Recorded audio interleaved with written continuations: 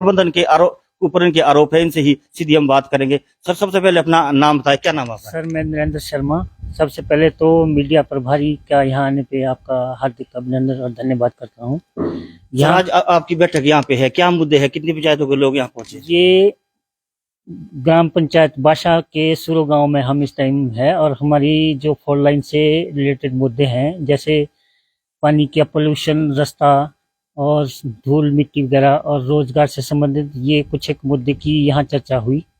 और आगे का इसमें निर्णय लिया गया कि हमने कुछ एक डीसी साहब के पास भी कोई एप्लीकेशन दी थी कुछ दिन पहले, और उस पे उन्होंने कहा कि हम विजिट करेंगे वहाँ स्पॉट पे और फिर उसके बाद ही आगे का कुछ निर्णय लिया जाएगा। समस्या, मेनली समस्या क्या आ रही है आपको? मेनली समस्या सर, एक तो हमारे यहाँ इनका जो कंटेनर बने हैं लेबर हट के, वहाँ इनका सीवेज बड़ा खुला है और नीचे हमारा जो है पेयजल है, नेचुरल सोर्स पीने का पानी, वो बिल्कुल दूषित हो रहा है। और एक ऊपर ये जो ब्लास्टिंग कर रहे हैं सुरंग में, ये इससे ऊपर जो मकान है टॉप में 3-4 मकान है, उनमें दरारें आ चुकी है। ब्लास्टिंग इतने जोर की करते हैं कि सारे मकान हिल जाते हैं। क्या आपने उनसे बात की थी पंचायत लेवल पे या जो कंपनी के अधिकारी है, एनएचए के अधिकारी है? सर, हम 3-4 बार इनके पास चले गए हैं, लेकिन इन पे कोई एक्शन नहीं लिया कि हम या तो ऊपर जहाँ मकान पे ब्लास्टिंग हो रही है उस पर जाके स्पॉट पे देखे कि कितनी इसकी थोड़ी इस पे ब्लास्टिंग हो रही है। कोई यहाँ अधिकारी नहीं पहुँचता ऊपर गाँव में। मतलब जो कंपनी के अधिकारी है आवाज नहीं सुन रहे आप? नहीं सर। जी, आपका नाम क्या आपका है? मेरा नाम जैक्सन शर्मा। क्या कहना चाहेंगे? हम सभी यहाँ के जो ग्राम निवासी हैं, ग्राम पंचायत बाशा से, जो खास हमारी जो प्रॉब्लम है आजकल जो शुंगल में आ रही है, इसके लिए हम काफी, और ये जो सड़क का जो मुद्दा है, वो आर पार सड़कों में इतने गड्ढे पड़े हुए रहते हैं। कई बार इनको अपने माध्यम से हमने कहा भी है कि भाई इसको जरा ये गड्ढे तो भर दिया करें, लेकिन इन पर कोई भी इस तरह का कोई हमारा दबाव नहीं बन रहा है। प्रशासन से भी कई बार इस बारे में बातचीत कर चुके हैं। तो मैं इसके लिए आप मीडिया प्रभारी यहाँ आने पर मैं आपका बहुत बहुत धन्यवाद करता हूँ कि आपने हमारी आवाज उठाने का जो प्रयास किया है। एक बार पुनः से आपका जिस धन्यवाद। तरह से कार्य चल रहा है, बहुत ज्यादा संख्या में डंपर इनके हैं, मशीनें बड़ी बड़ी लग रही है, तो कई बार जाम भी आपकी सड़कों में लगा रहता है। ये समस्या आप लोगों को आ रही है?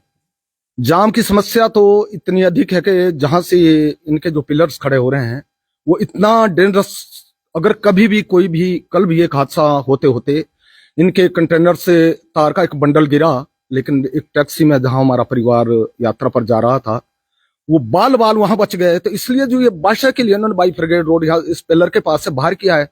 तो मेरा मीडिया प्रभारी आपसे कि सबसे पहले उस रोड का, वहां से जो रोड बाहर से इन्होंने निकालने का प्रयास किया, उस रोड को सबसे पहले निकाले, क्योंकि वहां पिलर की शटरिंग हो रही है और हो सकता है कोई भी चीज अगर ऊपर से गिर गई, कल को कोई हादसा हुआ तो उसके ये जिम्मेदार स्वयं होंगे। इसलिए हम चाहते हैं कि सबसे पहले जो ये रोड बाहर से निकाल रहे हैं, वहां से उस रोड का ये पुनः सबसे पहले कार्य करें और बाहर से हमारा रोड निकाल दें।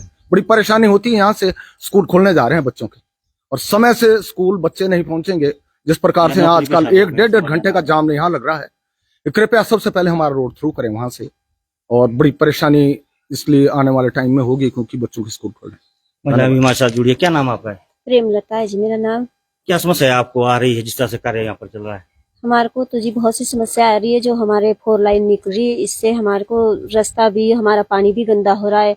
हमारे को तो घास को जाना हो फिर भी इतनी समस्या आती है, भी कहीं रास्ते नहीं है। और जी इनको जो है ऊपर, जो हमारे से ऊपर गाँव, उनको ब्लास्टिंग हो रही है तो घर में दरारें आ रही, कितना डर होता है हर वक्त जो भी। और जो मेन रोड है हमारा, तो जैसे इन्होंने बताया भी, क्या बोलते हैं उसको, जैसे जाम लग जाता है, तो भी एक बहुत बड़ी समस्या है।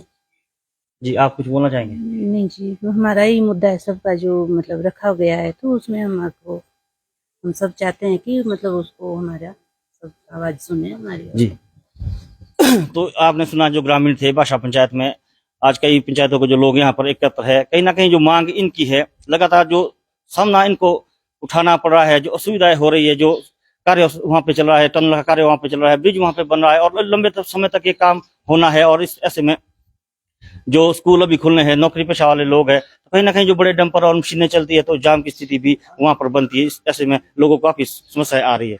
हमारे साथ डॉक्टर कुलदीप तंवर है, किसान नेता है, लगातार अगर हम बात करें जुड़े रहते हैं सामाजिक मुद्दों से। सर नमस्कार, आपका स्वागत है। नमस्कार जी। अगर हम बात करें लगातार आप सामाजिक मुद्दों से जुड़े रहते, तो आज यहाँ अहम बैठक थी, कई पंचायतों के लोग यहाँ सम्मिलित हुए, क्या फैसले हुए हैं, क्या आगामी रणनीति है? हम न्यूज 24 के धन्यवादी हैं। पूरे हिमाचल प्रदेश में, विशेष रूप से शिमला सोलन जिला में जहां भी कोई समस्या आती है किसानों की, तो वहां पर आपके चैनल के माध्यम से हायर अथॉरिटी तक फर्स्ट हैंड इनपुट इंफॉर्मेशन मिलती है। आपको जैसे मालूम है, हिमाचल प्रदेश में जो कुल भूमि है उसमें से लगभग 2/3 भूमि इस समय वन विभाग के पास है। किसानी के लिए यहाँ पर केवल 6 लाख हेक्टेयर जमीन थी, जिसमें से 1 लाख हेक्टेयर जमीन तो पानी के नीचे चली जा चुकी है। आज यहाँ पर 86% से ज्यादा वो किसान है जिनके पास 1 एकड़ से भी कम जमीन है। अब हिमाचल प्रदेश में अगर भविष्य में अगर रोजगार के लिए टूरिज्म ने होना है, अगर हमने हाइड्रो इलेक्ट्रिक पावर पैदा करनी है या कुछ भी करना है, तो उसको जमीन की आवश्यकता है।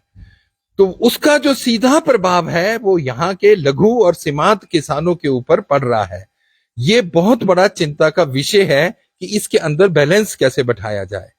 बड़े लंबे संघर्षों के बाद 1894 में जो भूमि अधिग्रहण कानून था, उसके अंदर बड़े संघर्षों के बाद एक परिवर्तन आया और 2013 में फेयर कंपनसेशन एक्ट, जो लैंड एक्विजिशन के लिए था, जिसमें ट्रांसपेरेंसी थी, फेयर कंपनसेशन था, रीसेटलमेंट रिहेबिलिटेशन था, उसे लागू किया गया। पर बड़े दुख की बात है, उसका जिस तरीके से सोशल इंपैक्ट स्टडीज होनी थी, इन्वायरमेंटल इंपैक्ट स्टडीज होनी थी, वो कुछ नहीं हुआ। और उसमें जिस तरीके से लोगों को मुआवजा देना था, छोटे लघु सीमांत किसानों को, उसमें जो उनके लिए रेट भी कैलकुलेट किया गया, जो सर्कल रेट का एवरेज था, या उसमें 3 क्राइटेरिया थे, उसको प्रॉपर फुलफिल ना करते हुए छोटे किसानों की जमीन को ऑलमोस्ट मुफ्त में ही लिया गया। इस इलाके में तो केवल 25,000 रुपए बिस्वा पे सरकार ने जमीन को अधिकृत किया, और इनके ऊपर वो बोलते हैं कि आपके तो यहाँ कोई जमीन बिकी नहीं, तो हमारे सर्कल रेट में ये पैसा नहीं आता, जबकि ये बहुत नजदीक नेशनल हाईवे और रेलवे लाइन के हैं। पहला मुद्दा इनका रेट का है कि बहुत कम जमीन, उससे जो इनको पैसा मिलता, उससे ये कोई और उद्योग लगाते, बिल्डिंग्स बनाते या अल्टरनेट लाइवलीहुड के लिए जाते, तो इनका जो रेट है वो बहुत ही कम है। ये मुद्दा है। दूसरा जो यहाँ पर सबसे बड़ा मुद्दा है, जब से पहले यहाँ दूसरी कंपनी थी, national highway authority of India directly काम नहीं करती, कंपनीज के थ्रू करती है, चेतक, और उसके बाद जो अभी जो वर्तमान में यहाँ पर जो कंपनी है सिंगला, एसपी सिंगला कंपनी है, ये जिस तरीके से काम कर रहे हैं, टनलिंग का कर रहे हैं, ब्रिज का कर रहे हैं, हाईवे का कर रहे हैं, इन्होंने फर्दर वो काम अन्य कंपनीज को दिए हुए हैं, सब कॉन्ट्रैक्ट में है। साइमन है शायद जो टनलिंग के अंदर है। मगर अगर वो देखें तो जो नॉर्म्स बने हुए हैं, टेक्निकल नॉर्म्स हैं, उस आधार पर वो ब्लास्टिंग मटेरियल ज्यादा यूज कर रहे हैं। उसकी वजह से जो पूरा गांव है एक प्रभावित हुआ है। आपने पहले भी उसकी कवरेज किया, उसमें दरारें आई हैं, उसकी जो फाउंडेशन है वो हिल चुकी है। जिस तरह इस बार पिछली बार बरसात हुई है, अगर वैसा ही कुछ रहा तो उन मकानों की बहुत लाइफ नहीं है, जिसलिए हम मांग कर रहे हैं जियोलॉजिकल सर्वे ऑफ इंडिया से, वहां पर एक प्रॉपर देखा जाए कि उन बिल्डिंग्स के ऊपर इसका क्या प्रभाव पड़ा है। दैट इज वो एक कॉन्टेक्स्ट है, और जो दरारें आई है उस पर तुरंत इस पे कंपनसेशन मिलना चाहिए। और उनमें जो केमिकल्स वो यूज कर रहे हैं, उसके माध्यम से जो उसका लीच आउट होकर के वो पानी के सोर्सेज में जो मिल रहा है, उसके ऊपर उसको तुरंत बंद किया जाए। और जो वहां पर लेबर हार्ट्स या जो वहां पर लेबर रहती है, उसका जो सीवरेज है वो भी पानी में मिल रहा है। तो आज अभी member secretary pollution control board से भी बात हुई है, वो तुरंत इनके ऊपर एक्शन लेंगे। और जो इनका पानी का हैंडपंप लगा है, वहीं पर उन लोगों ने भी लगाया है, तो इनका पानी तो दूषित होता जा रहा है। इनके लिए स्वच्छ पीने का पोर्टेबल ड्रिंकिंग वाटर की उपलब्धता उस एरिया में पहले करने पड़ेगी, जब उससे पहले काम हो। तो ये एक इमीडिएट मुद्दा है। दूसरा मुद्दा है, ये पूरी पंचायत के लोग जब शोगी किसी चीज के लिए जाते थे, मार्केटिंग के लिए, तो पैदल जाते थे जहां अब टनल बन रही है। बस केवल यहाँ पर एक सुबह आती है और एक शाम को वापस जाती है। दिन भर जो बच्चे यहाँ से जाते हैं, अगर कोई लोग जाते हैं, मजदूर वहां शोगी भी काम करने जाता है, उनको ऑन फुट जाना पड़ता है, तो उनका वो रास्ता अब बंद हो चुका है और उसके लिए कोई अल्टरनेट इंतजाम नहीं हुआ। और जो मेन रोड है यहाँ पर PMGSY का 6.5 किलोमीटर का, जैसा यहाँ पर आपको बताया गया, उसके अंदर जो अभी गड्ढे पड़ गए हैं, और वहां पर जो कटिंग होती है उससे जो ऊपर से कुछ गिरने का हर समय और जो इनका सामान ट्रांसफर हो रहा होता है उसका जो नुकसान होता है या जो खतरा है वो बहुत ज्यादा है। उसके लिए इनको पहले अल्टरनेट लोगों के लिए रोड प्रोवाइड करना था एज पर द नॉर्म्स, वो ना करके ये शॉर्टकट में उस पैसे को मुनाफा अपना बढ़ाने के लिए वो पैसा इसके अंदर लगाते हैं। इस तरह के जो सब मुद्दे हैं, हमने डीसी महोदय को एक ज्ञापन दिया, उनसे बातचीत भी हुई और उन्होंने आश्वासन दिया था कि 1 महीने में यहां पर विजिट करेंगे और उसमें वो जो स्टेक होल्डर की हमने उनको कहा है कि आप मीटिंग रखें, डायरेक्ट हमारे सामने जो किसान यहाँ से प्रभावित है उनसे बातचीत करवाएं और मीनवाइल इमीडिएट कुछ एक्शन लेने के लिए पोल्यूशन कंट्रोल बोर्ड और national highway authority of India, उनको हमने आज बताया नहीं, केवल उनको मैसेजिंग की थी कि यहाँ पर मीटिंग है और उसमें अपना एक रेफरेंस दिया था, पर अभी तक उनका कोई व्यक्ति यहाँ पर नहीं पहुंचा। अब तो इस समय 3 घंटे हो चुके हुए हैं।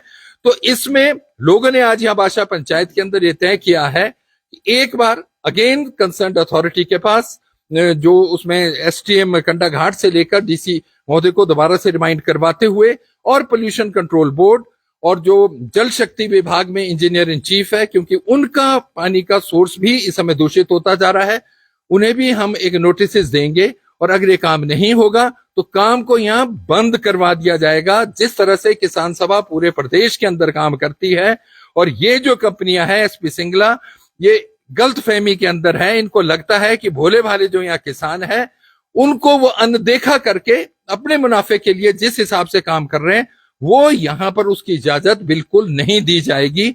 और ये इसमें जो इनको हजारों करोड़ रुपया मिलता है उसमें बहुत बड़ा कंपोनेंट यहाँ पर सोशियो इन्वायरमेंटल इकोलॉजिकल जो प्रॉब्लम है उसको सेटल करते हुए और इन लोगों के ऊपर भी लॉन्ग टर्म में प्रभाव ना पड़े और इनके लिए एक ऑल्टरनेट लाइवलीहुड, रोजगार का कोई प्रबंध हो, उस विषय में तो कोई बातचीत ही नहीं है। ये तो सिर्फ ये बोल रहे हैं कि एक बार बन जाए उसके बाद हम करेंगे।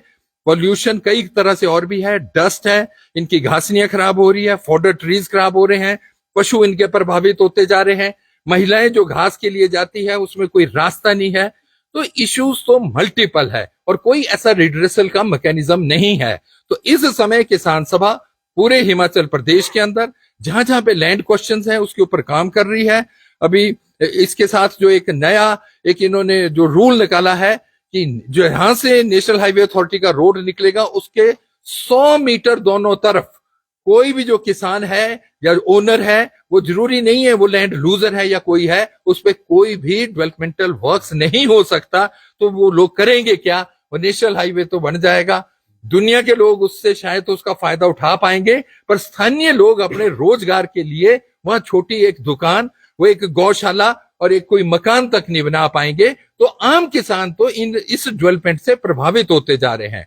केंद्र में चाहे कोई सरकार हो, राज्य में कोई सरकार हो, ऐसा लगता है कि सरकारों के साथ इन कंपनियों की किसी न किसी रूप में मिली भगत होती है और ये किसानों को अनदेखा करते हैं। इसीलिए किसान सभा बड़े, जैसे आप लोग जानते हैं, आप तो पूरे सतलुज कैचमेंट में भी विजिट किए हैं, उस तरह का संघर्ष आने वाले समय में हमें लगता है कि यहां पर भी और हिमाचल के अन्य इलाकों में जहां जहां भी नेशनल हाईवे अथॉरिटी के ये 4 लेन्स बन रहे हैं वहां पर बहुत जल्दी शुरू होने वाला है। सर अभी की अगर हम बात करें लगभग 3600 करोड़ का ये प्रोजेक्ट है और 34 किलोमीटर ये बनना है। अभी फर्स्ट फेज अगर हम बात करें एसपी सिंगला की, लगभग इनके पास 17 या 18 किलोमीटर का ये पैच, इसके अलावा 2 कंपनीज और आगे कोई अलग कंपनी के टेंडर इस पे, मतलब अभी ये यहाँ से शुरू ही कार्य हुआ है, आगे कार्य और होना है। तो इस तरह के इशू आगे तक ढली तक तो आते रहेंगे। तो किसान सभा क्या लगातार जुड़ी रहेगी लोगों किसान सभा ने ये तय किया है कि कैथली घाट टू ढली जो 34 किलोमीटर है, इसके अंदर 9 पंचायतें हैं। सोलन जिला के कंडाघाट ब्लॉक की बाशा पंचायत, जो टूटू ब्लॉक है शिमला जिला का, और शिमला ग्रामीण है जो एरिया, उसकी 3 पंचायतें, उसमें कोट है, अनंतपुर है और शोगी है। वहां पर मीटिंगें हो भी गई है। 14 तारीख को बड़ी मीटिंग अनंतपुर में होने जा रही है। और उसके बाद जो बाकी 5 पंचायतें इसमें मशोबरा ब्लॉक की है, उसमें पुजारली है, मैली है, मलियाना है, चमियाना है और ढली है।